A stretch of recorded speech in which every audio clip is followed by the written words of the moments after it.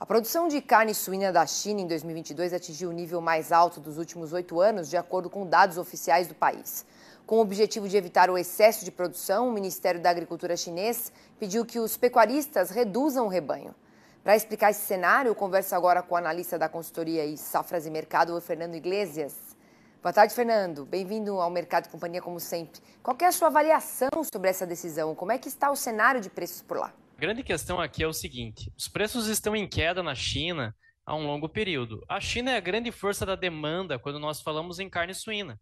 Ela tem metade da produção global dessa proteína. Ela produz aí quase 52, 53 milhões de toneladas anualmente. Então, conforme os preços vão caindo dentro da China, eles também caíram no mercado internacional. Isso é uma das justificativas da queda do preço médio da tonelada da carne suína no ano passado. O Brasil conseguiu arrecadar menos, vendeu bons volumes de carne suína no ano passado, muito pela pulverização das exportações, conseguiu avançar sobre novos mercados, exemplo de Singapura, Vietnã, Filipinas, aqui na própria América do Sul, Argentina, mas de qualquer forma, conforme a China vai trabalhando o seu rebanho, vai trabalhando a sua produção, isso vai influenciando na formação de preços.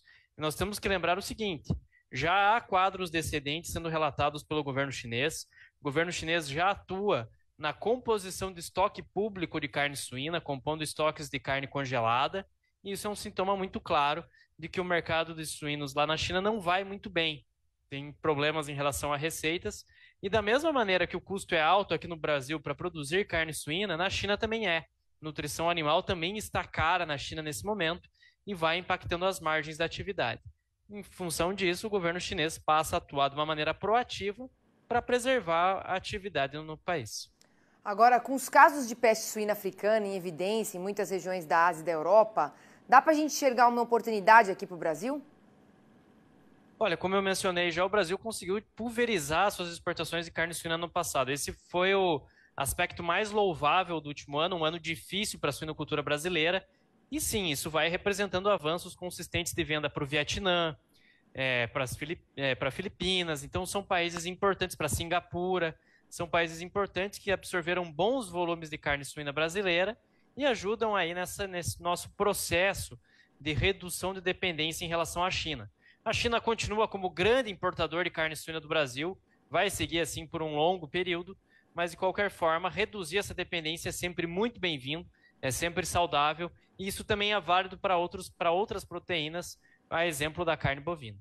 E qual que é o cenário que você enxerga daqui para frente para o produtor no Brasil, considerando os custos que continuam muito elevados? Bom, a suinocultura brasileira abre o ano em crise, novamente, né? Continuamos em crise. O ano passado inteiro numa crise que parecia interminável e abrimos esse ano também passando por dificuldades. A margem operacional é bastante deteriorada nesse momento. E a única alternativa que nós temos de mais, que seria mais eficiente para corrigir, seria uma redução de oferta, seria tentar um controle de oferta para poder fazer com que esse nível de carne sendo ofertado no mercado brasileiro se ajuste à realidade de demanda. As exportações do Brasil devem vender um pouco mais de 1 milhão de toneladas de carne suína ao longo de 2023. É um bom desempenho, é um ótimo desempenho, mas de qualquer forma não deve repetir aí anos anteriores em que as vendas foram maiores.